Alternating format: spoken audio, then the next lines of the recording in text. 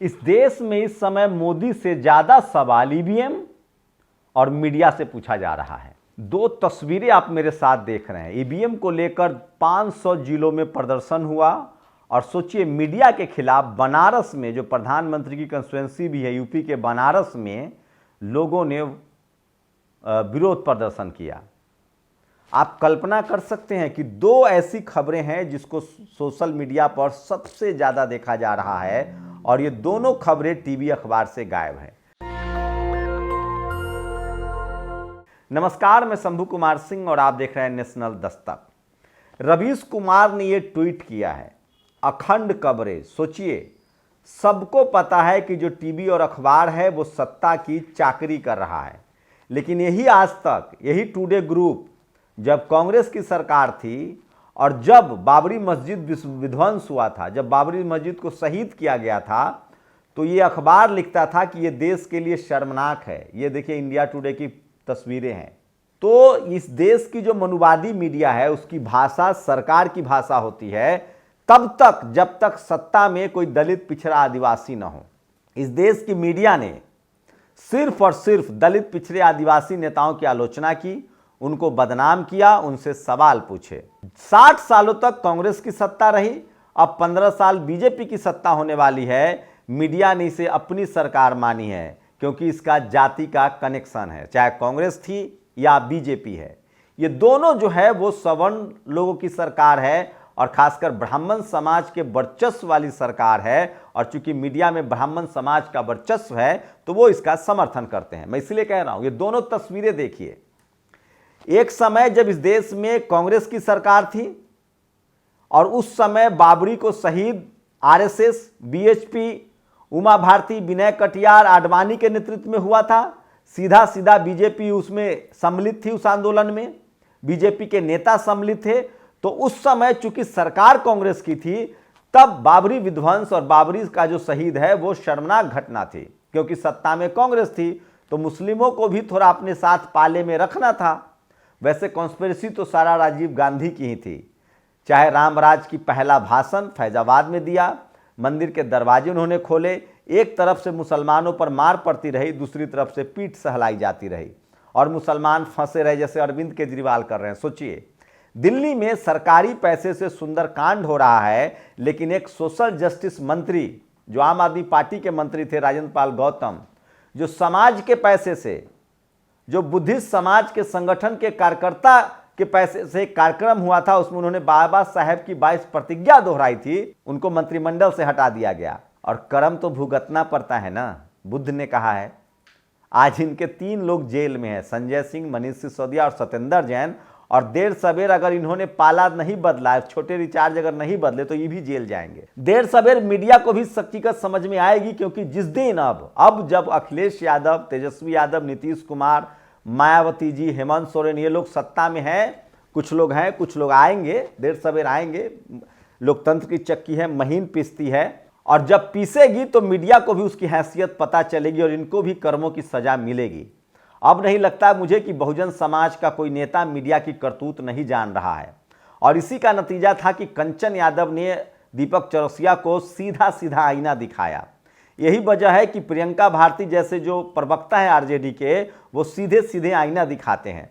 और इसलिए दिलीप मंडल कह रहे हैं कि लाखों ओबीसी कॉलेज यूनिवर्सिटी पहुंच गए हैं, लाखों बैकवर्ड कॉलेज यूनिवर्सिटी पहुंच गए हैं, और अब वो रोहित वेमुला को आदर्श मानकर, आंख में आंख डालकर इनसे बात कर रहे हैं।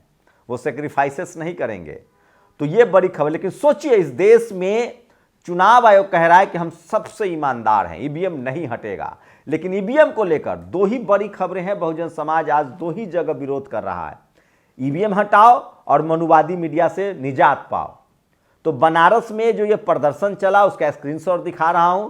और दूसरी बड़ी खबर है, सोचिए 500 जिलों में बाम सेफ के नेतृत्व में ईवीएम के खिलाफ प्रदर्शन हुआ। मीडिया नहीं दिखाएगा, सोशल मीडिया पर भरमार है।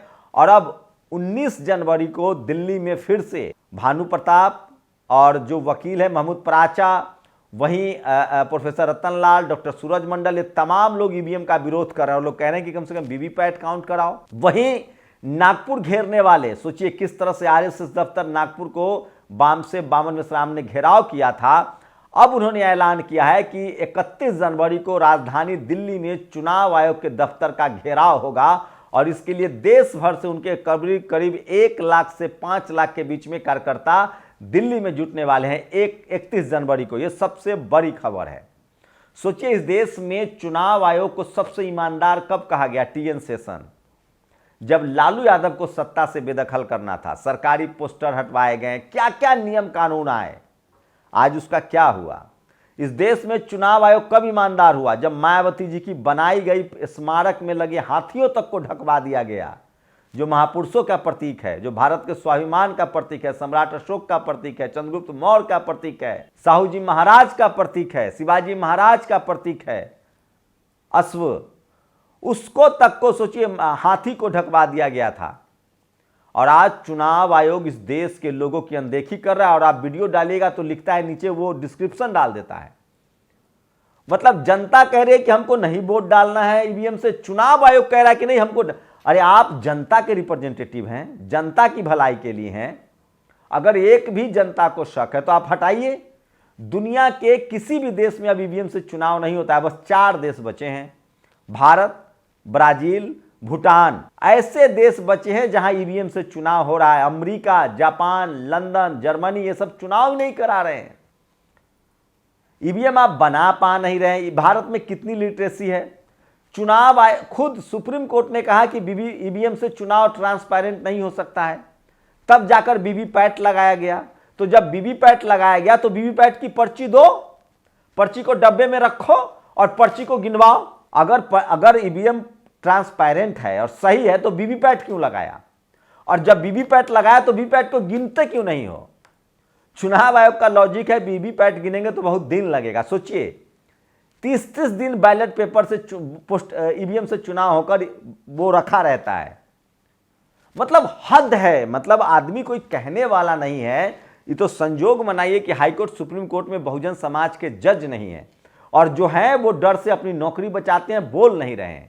एक बड़े पत्रकार हैं यादव जी, यूपी में, उन्होंने लिखा है कि एक बहुजन आईएएस ने उनको कहा कि अभी सवर्णों का स्वर्ण काल चल रहा है। मतलब सुप्रीम कोर्ट, वीवीपैट, खुद सुप्रीम कोर्ट कह चुका है कि ईवीएम जो है वो ट्रांसपेरेंट नहीं है, वीवीपैट लगाइए। जब वीवीपैट लगा तो आप वीवीपैट की गिनती क्यों नहीं करेंगे? क्योंकि इस देश का बहुजन समाज, बहुजन लीडरशिप, बहुजन पॉलिटिकल पार्टियां सो रही है। तो 31 जनवरी को देश भर से लाखों लोग आएंगे। बामन मिश्राम ने मोर्चा संभाला हुआ है और उन्होंने कहा है कि हम चुनाव आयोग का घेराव करेंगे। देखते हैं सरकार इस आंदोलन को कैसे दबाती है। वही महमूद पराचा और जो वकील हैं भानु प्रताप सिंह, वो लगातार इसको लेकर प्रदर्शन कर रहे हैं। अब आती है मीडिया पर। इन सभी गड़बड़ियों का जड़ मीडिया है। सोचिए, इस देश की मनुवादी, जातिवादी मीडिया सिर्फ और सिर्फ तभी मुंह खोलती है जब इस देश में सरकार लालू यादव की हो, नीतीश कुमार की हो और वो बीजेपी के साथ न हो। अब थोड़ा बहुत सवाल कांग्रेस से पूछा जाता है, लेकिन 65 साल तक कांग्रेस से सवाल नहीं पूछा गया। मैं इसीलिए कह रहा हूं, इस देश की बहुजनों की बर्बादी की 2 सबसे बड़ी वजह है, वो है मीडिया और बैलेट पेपर, चुनाव, ये ईवीएम। सोचिए, इस देश में जब संविधान लागू हुआ तो SC/ST रिजर्व सीट पर लोग अपने नौकरों को जिताते थे। संविधान की चक्की ने थोड़ा और महीन पीसा, थोड़ा और समय बीता। जब फूले पेरियार अंबेडकर के आंदोलन घर घर पहुंचे, जब कर्पूरी ठाकुर और जगदेव प्रसाद से लेकर रामस्वरूप वर्मा और मान्यवर कांसी राम साहब का आंदोलन चला, जब दलित पिछड़े आदिवासियों ने वोट डालना शुरू किया और जब लोग CM PM बनने लगे, तब जाकर इन लोगों ने ईवीएम ले आए। ईवीएम सीधे सीधे हकमारी है और पूरे देश में इसका विरोध हो रहा है। और ईवीएम इसीलिए बचा हुआ है क्योंकि भारत में बहुजन समाज के पास मीडिया नहीं है। लेकिन अब सोशल मीडिया की वजह से ईवीएम का मुद्दा देश भर में फैल रहा है। और किसी भी SC/ST OBC से पूछ लीजिए, चाहे वो अधिकारी हो, कर्मचारी हो, बस वो सत्ताधारी दल का कार्यकर्ता ना हो, उसके बाद किसी भी आम बहुजन SC/ST OBC, 95% लोग इस देश में ईवीएम के खिलाफ हैं और उनको भरोसा नहीं है। तो सिवाय चुनाव आयोग को किसी को ईवीएम पर भरोसा नहीं। खुद बीजेपी को ईवीएम पर भरोसा नहीं है। जब बीजेपी विपक्ष में थी और यूपीए 1, यूपीए 2 2 बार सत्ता पक्ष में जीत हुई कांग्रेस की, तब उस समय GL नरसिम्हा ने किताब लिखा, आडवाणी ईवीएम के खिलाफ थे और खुद सुब्रमण्यम स्वामी सुप्रीम कोर्ट गए थे। खुद सुप्रीम कोर्ट ने कह दिया कि ईवीएम ट्रांसपेरेंट नहीं है, वीवीपैट लगाइए। और वीवीपैट लगाया तो वीवीपैट को गिनवाओ। तो सोचिए किस तरह से इस देश की जो मनुवादी जातिवादी कुव्यवस्था है वो इस देश के डेमोक्रेटिक्स और संवैधानिक अधिकारों का हनन कर रहा है। कब तक चुप रहेंगे आप लोग? तो इस तमाम गैर बराबरी के खिलाफ लोग बोल रहे हैं, लेकिन मैं फिर कह रहा हूं ये आंदोलन इसलिए नहीं बढ़ रहा है कि बहुजन समाज के पास अपना टीवी अखबार नहीं है, अपना मीडिया नहीं है। मैं आप लोगों से अपील करता हूं, अगर 10 से 15 करोड़ लोगों ने भी सोशल मीडिया पर, ट्विटर पर, फेसबुक पर, यूट्यूब पर वीडियो डालना, बोलना, लिखना शुरू कर दिया तो ये तमाम इंस्टीट्यूशन के लोग जागरूक होंगे। और मैं फिर कह रहा हूं कम से कम SC, ST, OBC किसान कम्युनिटी लोगों को अपने संवैधानिक अधिकार के लिए बोलना चाहिए। जिस दिन आपके चुनाव का अधिकार खत्म हो गया, जो कि आंशिक रूप से खत्म ही समझिए, जब आप वोट डाल रहे हैं और आपको पता ही नहीं कि वोट किसको दे रहे हैं तो खत्म ही समझिए। हम वोट EVM को दे रहे हैं ना, हमें तो पता नहीं किसको दे रहे हैं। EVM किसको दे रहा है वोट, ये तो हमें नहीं पता। हमें वीवीपैट में दिखता है कि हमने किसको वोट दिया, तो गिनती वीवीपैट की होनी चाहिए ना। कल अच्छा कहा विकास चौधरी ने कि हम वोट EVM में डालते हैं, दिखता वीवीपैट में है, वो पर्ची बताता है ना कि हमको किसको वोट दिए, तो पर्ची की गिनती होनी चाहिए ना। ये EVM में गिनती कर रहा है, अब EVM किसको वोट दे रहा है हमें क्या पता। EVM बिल्कुल ट्रांसपेरेंट नहीं है, EVM बिल्कुल भरोसेमंद नहीं है, मशीन है, जैसे रेड लाइट है। आप रेड लाइट पर रेड सिग्नल 40 मिनट का कर दीजिए या 40 सेकेंड का कर दीजिए या 40 घंटे का कर दीजिए। और क्यों चुनाव आयोग पर भरोसा करे? कोई होली काऊ है ये? बाबा साहब ने चेक एंड बैलेंस कहा है, कोई होली काऊ नहीं होता, हम सब मानव है, एक ही तरह का। सोचिए सत्ता में आने के लिए लोग क्या नहीं करते हैं, और जो सत्ता में आ जाएगा वो EVM के मशीन के सहारे सत्ता कंट्रोल नहीं करेगा। ये तो जनता को पता तो चले कि हमने जिसको वोट दिया वो वोट उसी को गया। भारत में अब चुनाव जीतने के लिए और कुछ मैनेज नहीं करना है, आपको चुनाव आयोग मैनेज करना है।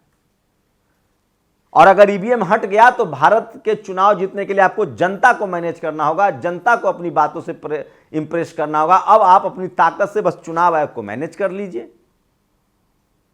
और चुनाव आयोग का ये लॉजिक कितना हास्यास्पद है कि काउंटिंग में 3 से 4 दिन लगेंगे, वीवीपैट की गिनती होगी। क्यों भाई? 1 महीना तक आप वोट करवा के बैठे रहते हो तब देर नहीं होती है। अगर 1 महीना तक वोटिंग हो सकती है तो 4 दिन में क्या दिक्कत है? ये लॉजिक आपके गले उतरता है? सरासर इस देश के 90-95% लोगों के हक अधिकार और उनके संवैधानिक अधिकार की चोरी है EVM। आप लोग की क्या प्रतिक्रिया है? अपनी प्रतिक्रिया जरूर दीजिए। और 31 जनवरी को देश की राजधानी दिल्ली में बावन मेश्राम के बैनर तले EVM के खिलाफ बड़ा प्रदर्शन होने जा रहा है। और इस देश में मीडिया और EVM, ये 2 ऐसी चीजें बच गई है अब जहां डाइवर्सिटी नहीं है और जो संदेहास्पद है, और बहुजन समाज की भागीदारी वहां नहीं है। आप लोग अपनी प्रतिक्रिया जरूर दीजिए और वीडियो सही लगे तो इसको शेयर कीजिए। ये सबसे बड़ी खबर है, 31 जनवरी को सबसे बड़ा प्रदर्शन होने जा रहा है EVM के खिलाफ देश की राजधानी दिल्ली में, जहां चुनाव आयोग के दफ्तर का घेराव होगा। यह भी इस देश की जनता का डेमोक्रेटिक राइट्स है। शुक्रिया। नेशनल दस्तक की आपसे गुजारिश है कि अगर इसको बचाना चाहते हैं तो नेशनल दस्तक को सब्सक्राइब करने के लिए रेड कलर के सब्सक्राइब बटन को दबाएं, फिर बेल आइकन की घंटी दबाएं। नेशनल दस्तक को बचाने के लिए बहुत जरूरी है कि हर खबर को शेयर करें, लाइक करें, कमेंट जरूर करें।